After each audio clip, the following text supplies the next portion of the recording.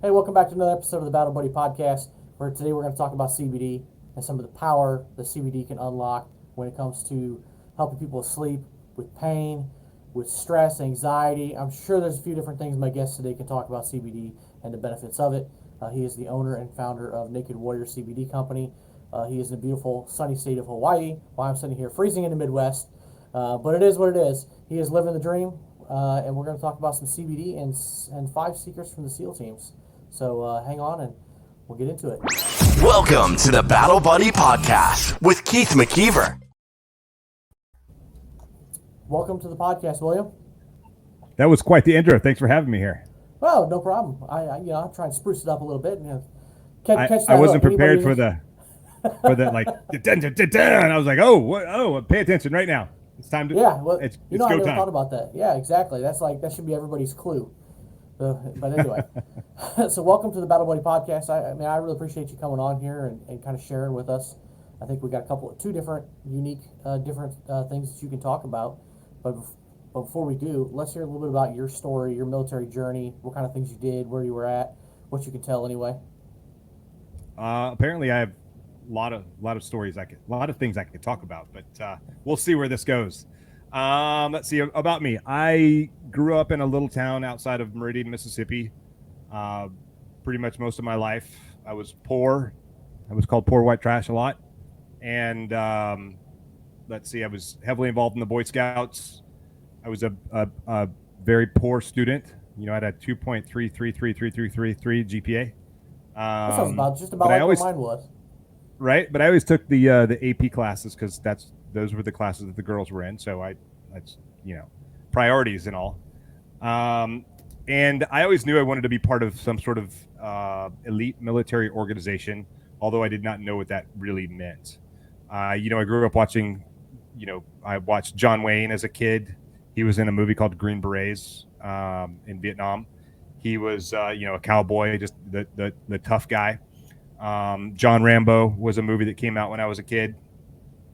He was a ranger, I think, in Vietnam. What else? Chuck Norris was in a movie called Delta Force, and I grew up watching a lot of Kung Fu theater because we only had 4 channels, and one of those was PBS. So I watched Sesame Street also. And G.I. Joe. I got to watch some G.I. Joe also at my grandparents' house. So those were sort of the role models I had growing up. Again, I was heavily involved in the Boy Scouts. I was Eagle Scout. And I knew for certain, without a doubt, that I would not join the Navy. The end. But, I went to this national jamboree that the Boy Scout organization that I was a part of put out there, paid for me to go. And so I went and I met a kid that and he was like, when I graduate high school, I'm going to go to the Naval Academy. I was like, oh, that's cool. And I'm going to fly F-14 Tomcats, like Top Gun. I'm like, that's cool too. And I'm going to be a Navy SEAL. I'm like, that's cool too. What is a Navy SEAL? And so he explained it, what a Navy SEAL was. And I was like, dude, that's cool. That's what I want to do. And so I came back from that national jamboree and the Navy recruiter called. This was the summer between 11th and 12th grade of high school. So if you know how the military works, they get a list from all the high schools of like who's graduating in a year, and they just start cold calling, and they called my house and, hey man, have you ever thought about joining the Navy? And I was like, man, I don't want to join the Navy, but I was like, you know what? I want to go to the Naval Academy. I want to fly F-14 Tomcats, and I want to become a Navy SEAL. So I just basically mirrored what this other kid wanted to do, and it was it was good that I did. I think. And there's probably silence on the other end, wasn't there? Like, yeah, sure. There, he was like, no, he was like, oh man, he was like, oh yeah, come on down, I got something for you. And no one knew what a Navy SEAL was. There were no books. There were very few books. I think the movie Navy SEALs had just come out, maybe around that time. I had not seen it though. I lived a pretty sheltered life. My mom didn't really want me watching anything with violence or anything like that. I remember my dad talking about it a little bit. He was a CB in the Navy, and he said he remembers like watching these guys run down the beach carrying a telephone pole on their back and with boats on their head. And he was like, dude, those guys were weird and crazy, and I don't even know what was wrong with them. But and I remember him saying small things about that. That was my only real introduction. And so I showed up at the recruiter's office. The recruiter was stoked to see me. He's like, I got this guy. He shows me this really cheesy Navy SEAL recruiting video, and I'm like, where do I sign? And so And then how do I get to the Naval Academy, and how do I fly F-14 Tomcats? I'm like, I'm ready to do everything right now. He's like, all right, let's get you in the Navy first. And so I joined the Navy in the delayed entry program that summer between 11th and 12th grade of high school. And then pretty much a couple of weeks after I graduated high school, off to the Navy and just to start my naval career. It sounds like he must have been super excited when you called. You know, some kids I know that just hang up the phone, just not do anything. I know the recruiting. Recruiting. That's a terrible duty. I would not ever want to do that. But to pick to have some kid pick up the phone and be like, yeah, I want to do all this stuff. Like I'm 100% in. Like, you know, I think like he was like cha-ching. Yeah, got him. Cha-ching! I got this guy. Well, for them, at least marks the box for the quota anyway. He's like, he's never gonna make it. It's like what everyone else said. He's never gonna make it, but whatever. Let's go. And he probably had his chief, you know, standing right over him, like, dude, you get like 5 more this month to make your quota. You know, and then he just, you know, robo dials you and bam, got one. Anyway. So yeah, that's way before robo dialing. He had to it was probably like the rotary phone. Good point. Yeah. And I'm sure back in the day, I'm sure those videos were extremely poorly produced. You know, terrible. Videos of the team. Well, any recruitment video. Terrible. I mean, they weren't that great when I joined in 2006. Like they weren't that great of videos. It was like leftovers from the mid 90s. You know. Yeah, this was 91. The Air Force kind of got me with like, oh, 4-wheelers, cool. It could be a cop and ride 4-wheelers and do all this cool stuff. And it's like, yeah, no. I learned real quick that not so much. Yeah. You gotta have like 15 years in and a couple extra stripes on your sleeve to to get the magic certification. And they're only handing out 5 in the whole unit. We don't unit, trust you. You're not one of them. No. Yeah, right? I wouldn't have trusted me either. Give me a 4-wheeler, yeah, anything bad would have happened. So, but you did 26 years in the teams, correct? 26 years, yeah. Yeah. So, 23 of my 26 years, I was in the SEAL teams. So I went off to boot camp. I took the SEAL screening test and I failed it the first time I took it. And there were some lessons that I learned. It's super common. So the screening test, when I look at it nowadays, I'm like, really? I failed that? That's so dumb. How weak was I really? But really, it was weak-minded. It was not really weak body too, but weak-minded is really what it was. I just wasn't prepared. I still had this mediocre mindset that I had as a kid, and so the SEAL screening test, it's like it's a 500-yard swim in the pool, either breaststroke or side stroke. I think I'm going to give you the minimum numbers, and this was my flaw. Minimum numbers, I think it was like 52 push-ups, 60 sit-ups, and 9 pull-ups, something like that, and then a 1.5-mile run in long pants and boots. And I don't remember the time. It's like 12 minutes and 30 seconds, I think. But I did the swim. I did fine. I got out of the water, dried off, put on my long pants and boots and t-shirt. And I came out, and then we did the push-ups. And I think I got to like maybe number 36. I was like 35, 36, and you're sewing machine arms. I'm like, oh, this is very hard. I don't think I'm gonna make it to 52 because I was shooting for that minimum number. I wasn't shooting for like 152 is what I should have been shooting for. And so, but that mindset came along a lot later. And so I failed it. I went back to back to the barracks there in boot camp. And I had the opportunity to take the screening test later on when I went to my service school to become a gunner's mate, which I thought had to do with guns. It really has nothing to do with guns. It has to do with those big, great things that float out there in the ocean, the gun systems and missile launchers on them. Big great things in the blue water. It's much more about hydraulics, electronics, and pneumatics. And I was like, I don't want to do any of this stuff. But nowhere near as exciting as swimming. No, not at all. And then I would rather carry that boat on my head and be laying in the Pacific Ocean freezing my ass off than I would, working on a ship. But whatever. So I went to my school, that service school, and I worked out every day at lunch with the other guys that wanted to become SEALs.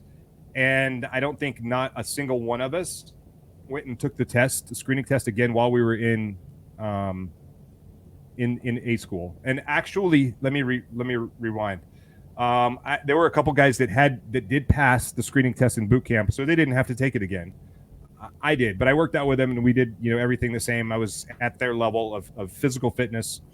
But I was like, dude, it's like Waukegan Illinois. I'm not going. I don't want to go show up at 4:00 in the morning. It's like icy out. It's cold. It's dark. It's scary. I didn't want to like lose any beauty sleep because I needed all I could get.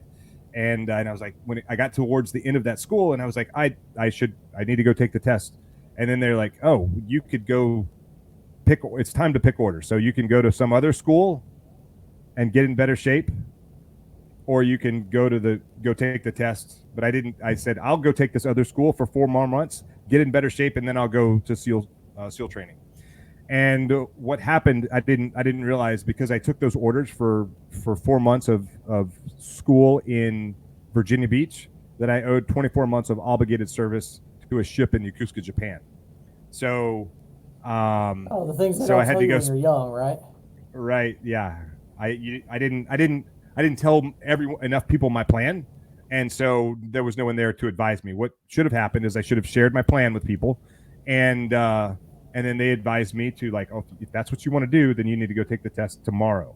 And I didn't. So I had to learn the hard way, because that's just how I go. I learned the hard way through failure mostly, and I did my time on the ship. And then when it came time to pick orders, I called my detailer, doing the right thing. Hey man, I just letting you know that I'm going to drop a package to go to Bud's. And he was like, that's great that you want to go, but you're too critical to the Navy because of that school that I took for 4 months, back then.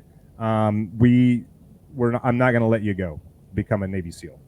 And so I finally passed the screening test. I did all the medical stuff, all the physical stuff. I did everything I needed to do, sent my package in to the detailers, and still nothing happened. And so I continued to call. I called my detailer. I called the SEAL detailer, and the SEAL detailer said, there's nothing that we can do until your detailer releases you. I was like, So I'm still like fighting and trying to get there, getting letters of recommendation. And eventually the CNO, the Chief of Naval Operations, comes to my ship in Yokosuka, Japan. The significance of that is he didn't go to any other ship. He only came to my ship in Japan. And people had told me that, he's a common sense leader, and you should ask him if he'll let you go to Bud's. And I was like, okay, I'm just whatever. E4, nobody. I don't know anything. No, E3, right? E4, yeah, exactly. And so he comes through the ship. He gives his vision of the Navy, like, this is my vision of the Navy, where we're going, what we're doing, blah, blah, whatever. And then he says, does anyone have any questions? And I raise my hand immediately. I got a question. And he's like, yeah. And I said, I joined the Navy to become a Navy SEAL. I think I deserve a chance to go, but my detailer won't let me go, and I think I deserve a chance to go. What do you think? And he turns to my commanding officer, and he says, is he a good guy? And my CEO says, yeah, he was a sailor of the quarter, which is like employee of the month. And he turns back to me. He's like, check, you'll be in the first class after your PRD, planned rotational date. 6 weeks later, I'm off to California to start SEAL training. And it took me a short 13 months to get through that 6-month block of training. Sometimes things that happen just in life just happen because of timing, luck, chance, whatever you want to put it. Gosh, who knows what your path would have been if you wouldn't have picked your ship to come to.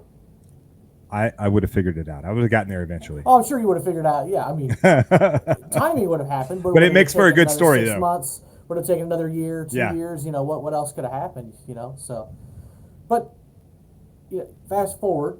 You get towards the end of your 26 years of service, and somebody tells you about CBD. But of course, when you're serving, I'm sure it hasn't changed drastically in the few years since. But no. You got to be cautious about what kind of things you put in your body. Because I don't know about you, but I was in for 5.5 years. I lost count at about 20 urinalysis appointments. It was so bad when I was in Japan. The lady would call, and her name was Miss Yumi. She would call, and I could hear her voice, and I'd be like, I'll be down there in 15 minutes. I got popped that much. I realized after a while, I was like, I must be the control specimen in all the testing. Because I was literally getting tested like every other week. But, the military loves to do that to people. So, you got to be careful. It's funny. I remember there was I went almost 3 years once and not one test. And then when I was closer to getting out, we were having tests I'm like, seriously. And then when I would just walk down to the mastered arms for them to do, and I'm like, really? And they just all laugh because it was like 6 times in a row. Like, really? How am I the same person that keeps getting picked? So, yeah. That's how I felt. I You did, know, what was even weirder is when I put on E5 and I picked up, and I got a phone call, and then they're like, "No, you've been selected to go down there and be the observer." And I'm like, "Oh, you gotta be kidding me!" Like I've been down there so it's many definitely a times. job I don't want. I mean, I guess I was well qualified. I'd been down there peeing myself for 20 times, whatever. Right? But oh man, yeah, I'm sure everybody has a story on that. But this led you to CBD. Somebody kind of mentioned it, and you kind of started getting curious. Go ahead. And, what happened there, and catch us up to you know, creating the CBD Yeah. company. So after, so much time in the military, and time in the military, a bunch of deployments, and some not so awesome relationships that I've been a part of. I had a lot of baggage, what I call baggage. And some people call it ego, some people call it armor, some people call it PTSD, some people call it whatever you want to call it. I just call it baggage. And I was struggling. And I had all this noise in my head. And so what I would do to kind of turn down the noises in my head is I would pretty much just drink myself to sleep at night. Vodka was my drink of choice, and it didn't make my life better, but it certainly dulled out the noise in my head so that I could go to sleep. And depending on how you frame it, maybe I drank until I was tired enough to go to sleep, or maybe I drank until I passed out. Again, depends how you frame it, how you look at it, and that was the reality. And I'd heard about this. I started listening to a lot of podcasts on my drive to work and back, and stopped listening to the radio and media and things like that. And I just consumed podcasts. And there was a guy on there talking about probably Tim Ferriss. I don't remember what podcast I was listening to at the time, but the guy was talking about medical marijuana, and everyone knows about the molecule THC and the things that it does, and there's some medicinal benefits for it. But there's this other molecule that helps with stress and anxiety and sleep and pain and different kinds of epilepsy and all sorts of other things. And it's called CBD. And I remember writing down, because I keep a notebook everywhere I go, writing in big letters because I'm driving down the highway, like CBD. Remember that. And I remember coming home, talking to my wife about it, and she was like, okay, well, whatever. And then I retired. And I'd say when I retired, that's the hardest military mission I've ever been on. It was harder than becoming a SEAL. It's harder than like any deployment to Iraq or Afghanistan than I've ever been on. Because the military does a great job of preparing us to be in the military. They do a terrible job of preparing us to be not in the military. I mean, I'd been in the military my entire adult life, from the time I graduated high school till, 26 years later. Then I was like, holy shit, what do I do? It was like that Avengers movie where Thanos like snaps his fingers and half the world's population vanishes. That's the way I felt. Like when I was in the military, when I was in the SEAL teams, I had a purpose, I had a mission, and I had a team. And it was a badass purpose and a badass mission, and it was a badass team. So And the mission was as soon as handed down I to you, left, and when you get out, you have to develop the mission. right, I have to figure out what my new mission is. So I have to figure out what my new purpose is, my new mission, my new team, all that stuff. And no one ever prepared me for that. I thought it'd be okay. I probably would not have listened, quite honestly, but no one ever really like laid it out and like, listen, you need to like start planning for real at least a year out. And I do remember guys kind of talking to me about that a little bit, but I guess I just was too hard-headed to listen. I'm like, I'll be fine, whatever, I'll work it out. I did get my medical stuff in order, so that was a good thing. And so as I transitioned out, I started a company. I wasn't stoked on how the company was turning out. Some of it was, just me wanting to do what I wanted to do and not go put in the work over here to build this other company. And of course, when you leave the military, you have income also, or you have income when you're in the military, and you leave the military and there's no income. So that was also a challenge. But what was the biggest challenge was all this noise I had in my head. And so again, drink myself to sleep every night. When you wake up the next morning, it's not optimal performance. And so I knew that I needed to do something, some sort of intervention with myself. I remembered I'd been hearing more and more about CBD, and finally I'm like, I'm going to try it. And so what I didn't know is CBD was actually illegal federally until I retired in August 1st of 2018. CBD didn't become federally legal until December 20th of 2018. So right after that, like a bunch of companies started creating CBD, air quotes, and it just kind of started flooding the market. It's a very saturated market right now. And It definitely so seems to stack up time wise with when you start seeing them at gas stations and all over the place. yes, And yeah, yeah, that does seem about right on timeline wise. and so I was in Virginia taking care of some business, and I had lunch with a former teammate of mine, and I said, "Hey, man, after I finish here, I'm gonna, you know, venture out and see if I can find some CBD here in Virginia, because maybe what we have in Virginia is better than what we have in Hawaii. I don't really know." And so he was like, "Oh, if you want CBD, I've got some at the house." He's kind of a big deal on Instagram, and so some companies sent him some products to try, and so he gave me a bottle of CBD. And when I took it that night and the following nights, I didn't really notice anything when I took it. Maybe I slept a little better. Maybe I was a little less pissed off the next morning. I'm not sure. But the analogy that I use is water boils at 212 degrees. I was probably living my life at 210 degrees. And so it didn't take much to like any little trigger would like set me off and hit that boiling point. And then so I took that bottle of CBD and I ran out, and then I didn't notice anything. But then I started noticing that I was getting more pissed off more quickly. Pains in my body started to come back that were a little more dull. They were less sharp. And so I was like, well, what's really going on with me? And so I tried a different brand of CBD. I had similar results. And then I realized, okay, this is really what happened. Is there was this it's like, you know how you boil a frog 1 degree at a time? You kind of turn up the I've heat heard that analogy. 1 degree at a time. The frog will never jump out because he just gets used to it. He'll never jump out because and that's what happens to us, veterans, first responders, like just people in general. And that's certainly what had happened to me. But then the reverse happened. Taking CBD, I went from like 210 degrees to 205 to 200 to 195 to 190, maybe 185. I got out of that like very close to boiling point, that red zone, and my fuse got longer, my pains got less bad, and so now I'm thinking like this is maybe this is my new mission. This is my new purpose is to create the high quality CBD, highest quality in the market to share with other veterans and first responders. And so I was trying to figure that out. I didn't really know what I was doing. And I was at a business conference and I met a girl in the CBD industry, and I really wanted her to hire me. And so I went up to her and I was like, "Hey, you're the CBD girl, right?" She's like, "Yeah. Can you you're a little too excited to talk to me right now. So can you maybe take a step back?" And she was like, "Oh, you want to do CBD? You want to do A to B, B to B, or B to C?" I'm like, "I don't know what those letters mean. I want to do CBD. Weren't you listening?" And she was like, "Okay, got you. Well, then why don't you just start your own CBD company?"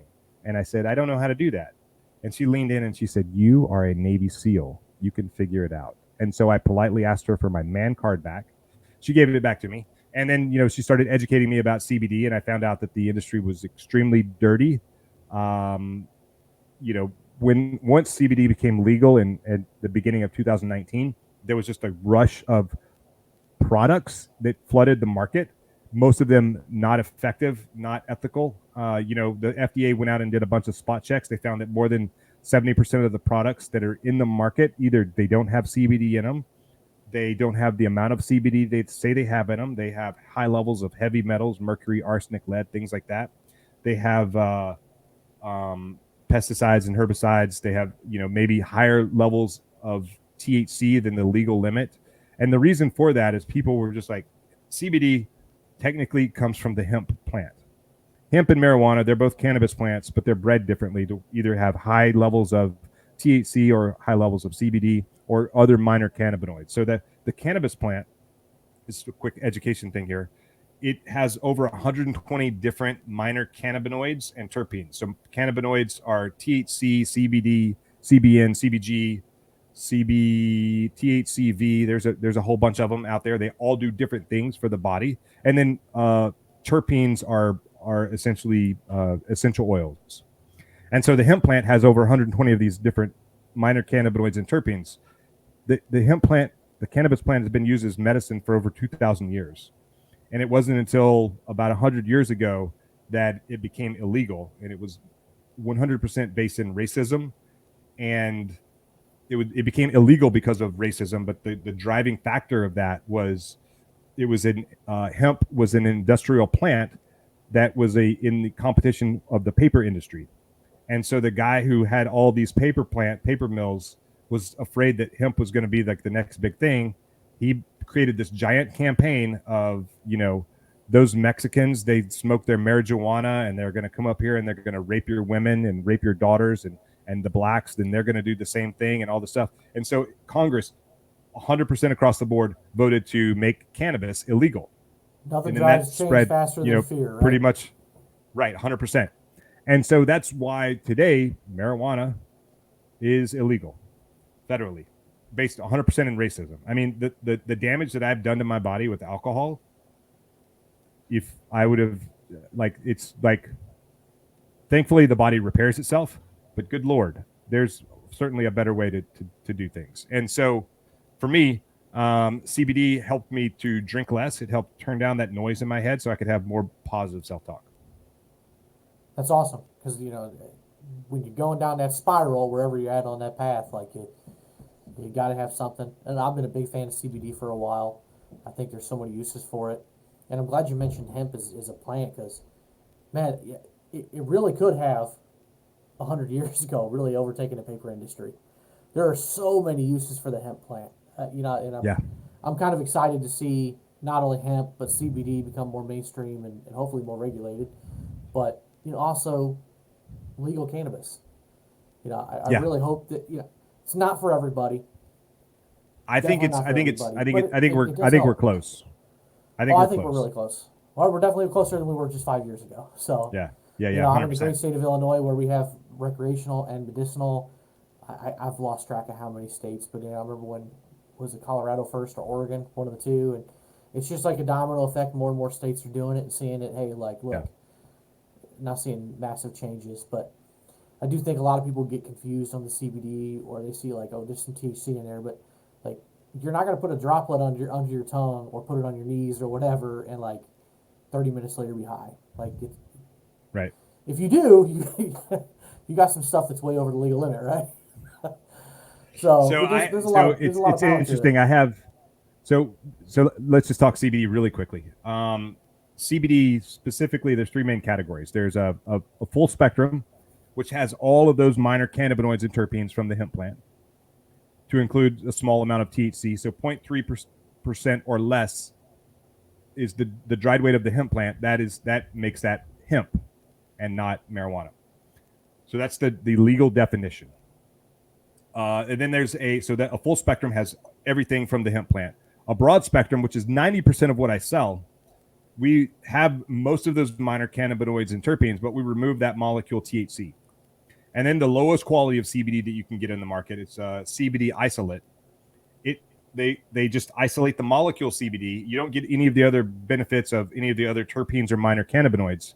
And it's like when they extract it, it's just this white powder, and then they take that white powder and they throw it into an olive oil or an MCT oil or maybe even a hemp oil, and then sell it.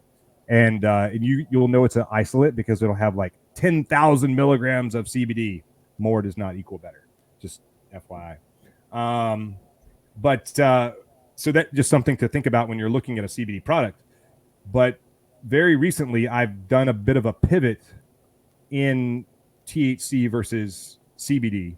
And so I have a couple of products that have a little more THC than the average bear, but they still fall under the legal 0.3% dried weight, the way the law is written. So I have some gummies that have, I have one gummy, a sleep gummy that has 30 milligrams of CBD, 3 milligrams of CBN, which it actually has more, but CBN is the sedative molecule of the hemp plant, and then some melatonin. And those I knew you were going to go there really with melatonin. well. I was like, I bet there's melatonin in that. Yeah, there's a little melatonin in there.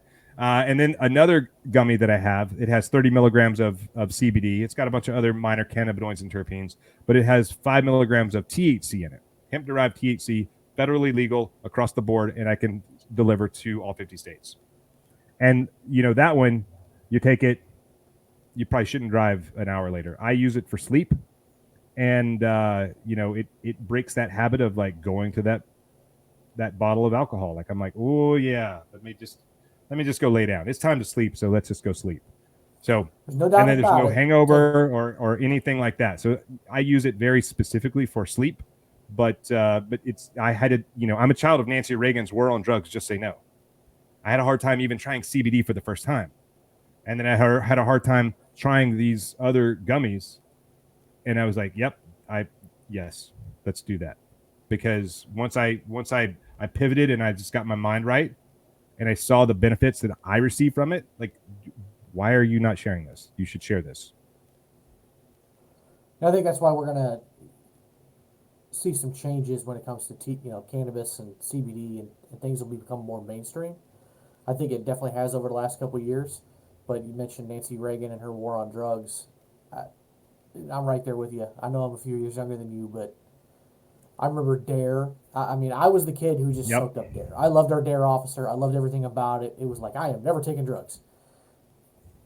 37 years old, the only thing I've ever tried is cannabis. But I tell you what, the first time I did it, I was like, oh man, I don't know. But I'm like, it was one of those things that I was in Vegas the first time I really tried it, and I was like, well, you know what? Why not? It's legal here. Let's try it. I had other people around me that weren't, so I'm like, all right, I feel safe. I'll try it. And I tell you what, it's one of those things. Just like alcohol, you shouldn't drink and drive. You shouldn't operate machinery. Use firearms, things like that. But I tell you what, if you've got some pain, you got to find the right thing. You got to read the labels and know what you're getting into. But helping with sleep, anxiety, relaxing, it is a heck of a lot better than putting a depressant in you like alcohol. Yes. Because that's 100%. That's definitely not good. Because you don't want to get to that point where you're drinking until you sleep, whether it's you're blacking out or not. That's not good for you. Not good on your liver. No, just the damage, man. The damage is so terrible what it does to you. So. Well, it's far cheaper, far cheaper, easier, less damaging to you. I mean, there's so many benefits to it. But I've had a couple people talk so far on my podcast over the last couple of years. The CBD's come up a couple times, and I think for a lot of people, they might be scared to do it, but I think they really should give it a shot. But really know what you're getting, right? Look at the label, read it, see what's in it, research the company. I know you've got a lot of stuff on your website, like what you need to know, frequently asked questions, things like that. So read it from a reputable company is what I'm saying. And there happens to be and one the with other a, thing with that a website scrolling across the bottom. And one of the things that we do that most companies don't do is we do independent third party testing of every batch of product that comes out, and then we put a QR code.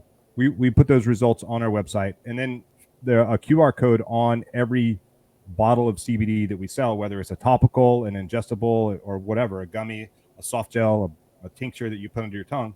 There's a QR code on there that you can scan with your phone, and you can go to the lab results of exactly, so you can see exactly what you're putting in your body. Awesome. That's good. Especially, like I said, people, you got to know what you're putting in there.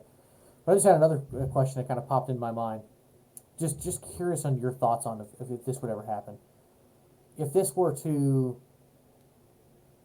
change the rules on cannabis and CBD and everything, do you ever see the VA ever getting to the point where they prescribe either one? So I have a buddy who he started a nonprofit for psychedelics to help with PTSD and things like that. And I knew him when he was a brand new guy in the SEAL teams. I knew him later on in life in the SEAL teams before he got out. And I would never, ever know that he was struggling with the things he was struggling with. And he has done a very, very good job of, I think he and his wife have done a very good job of like getting in front of the right people to start helping make things that are, illegal, legal for veterans to consume and to help treat under kind of a clinical environment to treat, those post-traumatic disorders or post-traumatic events, things that we struggle with. And And so I think that it certainly could be. As a matter of fact, I do some work with a client, one of my coaching clients. He has a cannabis company in Canada, and he's like, "This is the only thing that the Canadian government does right. Is they built these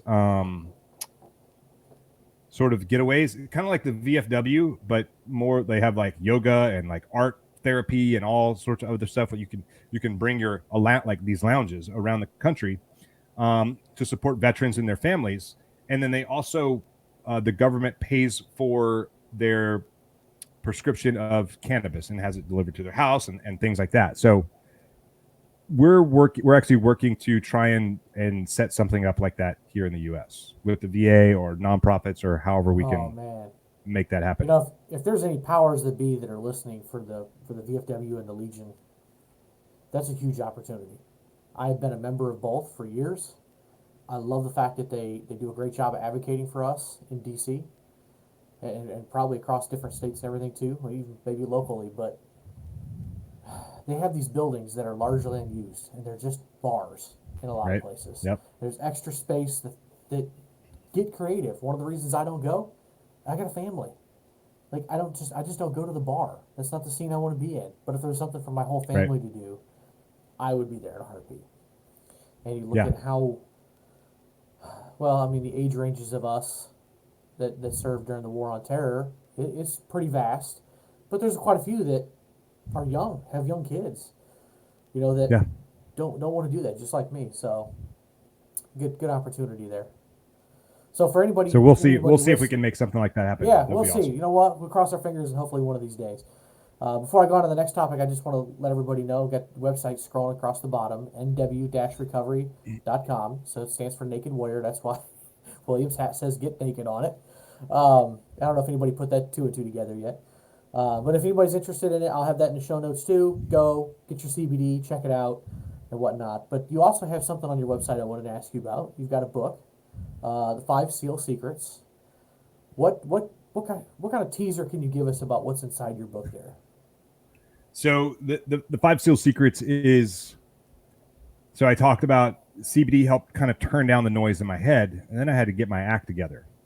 And so I look back at myself, my time in the SEAL teams, and I just figured out like what can I extract from my time in the SEAL teams to apply to my transition from the military to my everyday life now. And so, you know, I had this tagline of Get Naked, and really that was about taking your ego off, taking that armor, taking that baggage off that you wear around and you kind of hide behind, and take all of that off and become, you know, expose yourself, become vulnerable so you can find the healing that you need. So naked was, you know, it was out there. I was a little scared to use that because I thought, you know, that's a little risque, but the politically correct society we're in these days. You also have to look at marketing as well. Like, how are you going to get your customers' attention? And so I was like, oh, get naked. That gets people's attention pretty quickly. And so now I do a fair amount of keynote speaking, and I do business coaching and mindset coaching. And really this I turn naked into an acronym. And so that's what you're going to get in the 5 SEAL Secrets. And so basically this is what it stands for. The N stands for never quit. The A is accept failure. The K is to kill mediocrity. The E is expose your fears, and the D is to do the work. And so if you go to 5sealsecrets.com, put your name and email in there. I send you it's just a PDF. It's about 8 or 9 pages. Some cool pictures that a buddy of mine took. Most of the pictures are from a buddy of mine from SEAL training, and you know, it's free. And if you are interested in coaching or, you know, me to come and speak anywhere, you can certainly just reply to that email. But for sure, I was actually on a podcast about 30 minutes ago before this one kicked off, and I was talking to my buddy about the number of people that just that PDF, that ebook, if you will, has affected positively. You know, one of the things like expose your fears. One guy, you know, I talk about in there a little bit about, you know, do the things that scare you for example, maybe you're afraid of like public speaking. Go take a public speaking class. Like learn how to speak in front of people. Get in front of people and speak. That should scare the hell out of you. Or maybe you have low self-esteem. Go take a Brazilian jiu-jitsu class for a year. Maybe you were beat up as a kid. You're going to learn skills that are going to help you any time that you happen to be in a conflict or anything like that. And I write that pretty specifically. You're going to learn because you're going to be forced to fight someone every night that you go to class. Brazilian jiu-jitsu is awesome because it's like one of the martial arts where you apply what you learn immediately and in like real combat, not to hurt one another, but to learn the skills and learn how to defend yourself, learn how to attack when you need to attack, transitioning positions that you need to be in. And so I got an email not that long ago, like a few weeks ago, from someone, and he was like, "Hey man, thank you so much for writing this. Like expose my fears is the thing that like I had to work on the most. And because I read your book, I went and joined the gym. It's probably a UFC gym.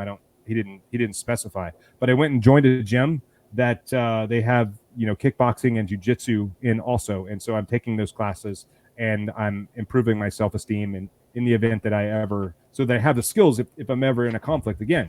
And I was like, that's like the most awesome feedback I could ever get in my life. And so that was very cool to get that feedback and get emails like that. That actually, I really like that one to expose your fears, because it's the only way to grow. That's the only way to get past it, is to expose yourself over and over and over again to that fear. Public speaking is a good one.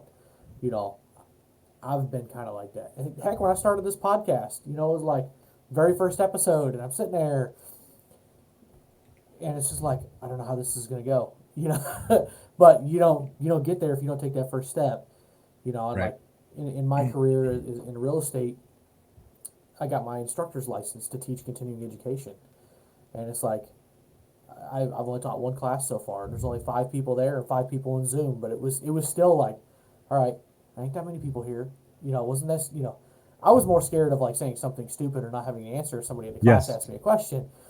But you know what? It'll make it easier next time I'm in there and there's 10 people or 15 people or 20 people. It's just, you can't just sit back and be. You got to get the reps in. It's like working out. You're not gonna bench press 315 unless you start with 135. You got to start somewhere. You got to start at the bottom. You're never going to be a black belt unless you start as a white belt. So you have to get in there. You have to get the reps in.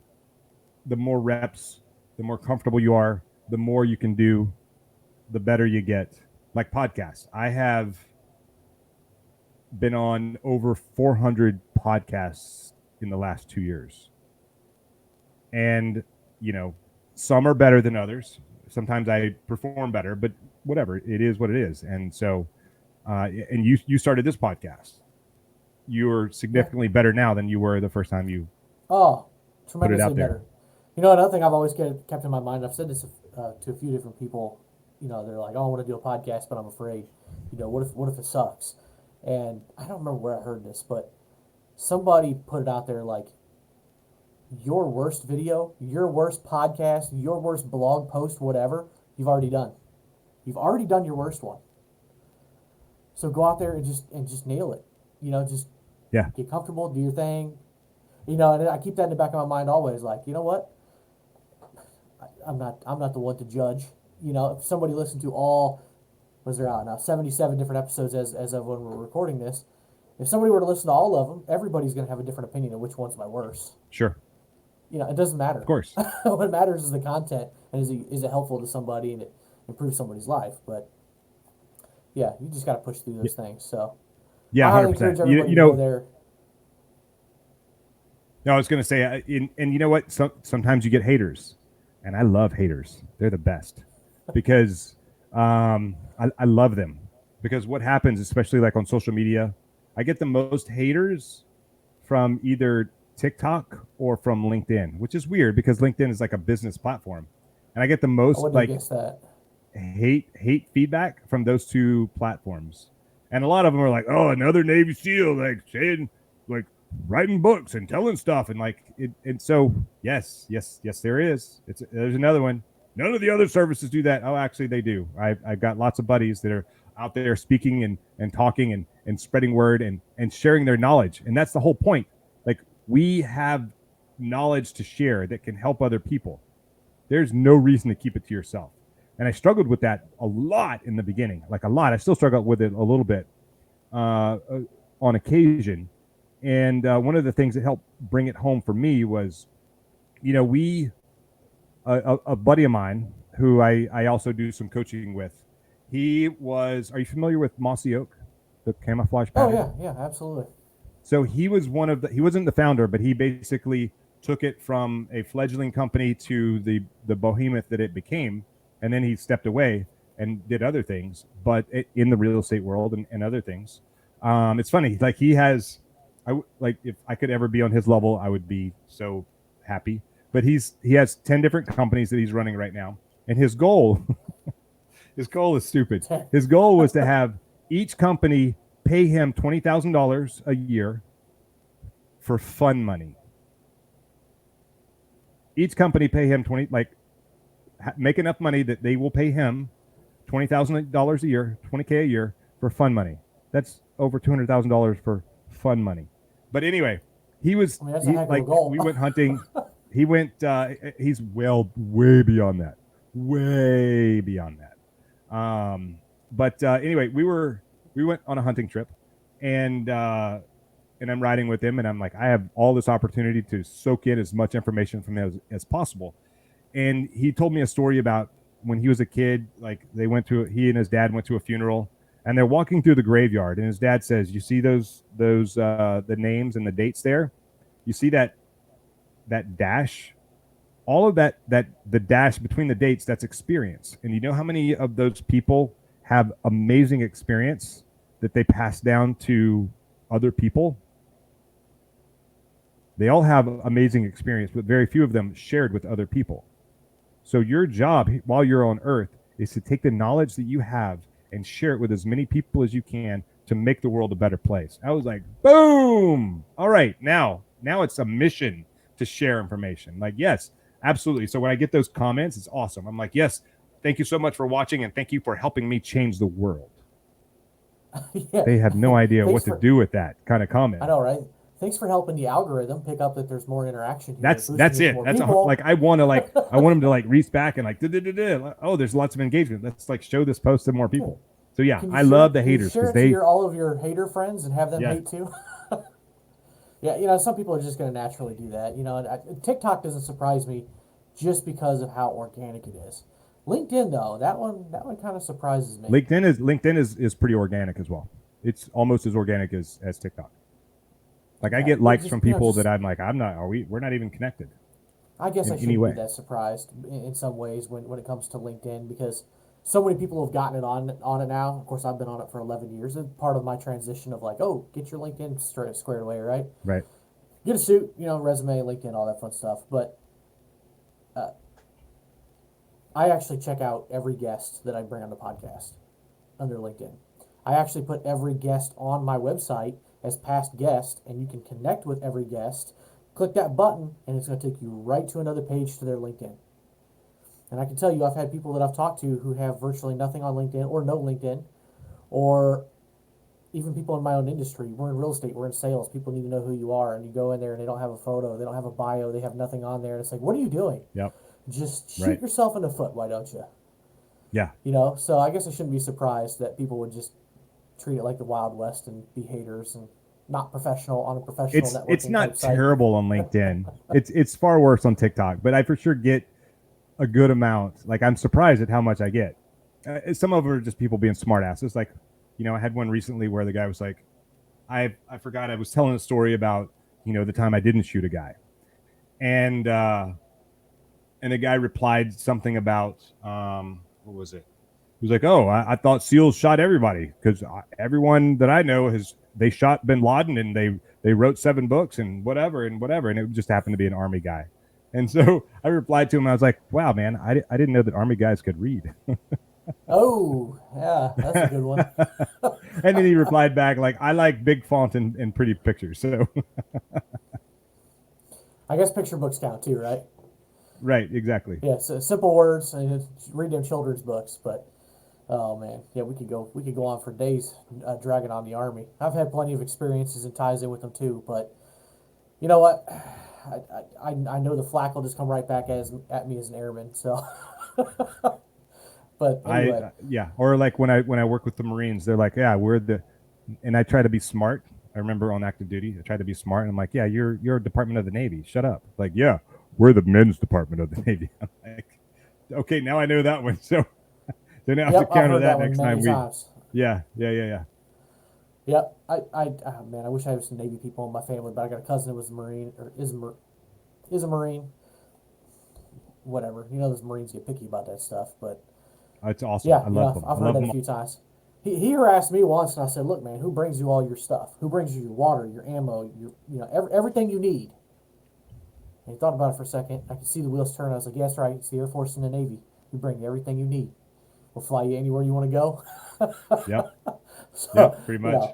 but anyway, William, I appreciate you coming on here and sharing with us. I hope Yes, everybody sir. goes and checks out that book because I know I'm going to hop on there. I want to read it now and learn more about the other ones.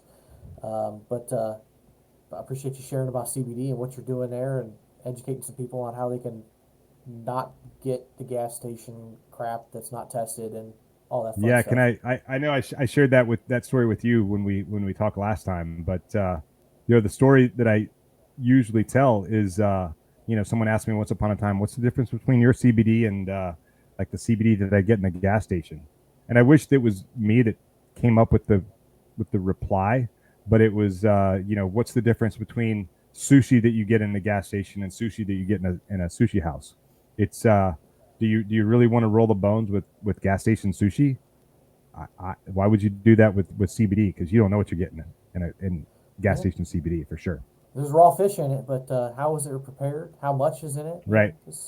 That's a good one. Yep. That is a good one. How long has it So, been sitting out? it's, yeah, exactly. Oh, that's exactly why I don't eat sushi. But that's a whole other story for a whole other day. So Right I on. appreciate you stopping by and being on the podcast, William. Yes, sir. Thank you very much for having me on here. I appreciate you. Yep, no problem. Take it easy. All right. Talk soon. All right, there you have it, folks. Hope you enjoyed that. As I always say, if there's a resource that's not on my website you think it should, please reach out and let me know. And if you are struggling for any particular reason, remember the National Suicide Hotline number is 988 press 1, or you can text 838 255.